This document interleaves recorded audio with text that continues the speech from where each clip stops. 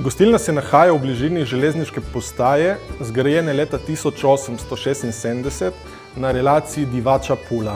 Podgorje mnogi poznate kot izhodišče za Slavnik, Kojnik, Golič in vedno bolj priljubljen Kraški Rob. Če bi mogel izpostaviti nekih naših jedi, so to vsekakor ravioli z jurčki oziroma s tartufi, njoki z divjačinskim golažem in razne pečenke, recimo pečenka divjega prašiča, jelena in medveda. Leta 2008 smo našo ponudbo nadgradili in našim gostom ponudili tudi prenočišča. Pred kratkim smo uredili še klet, katera je primerna za manjše zaključene skupine. Vabljeni pod Slavnikom.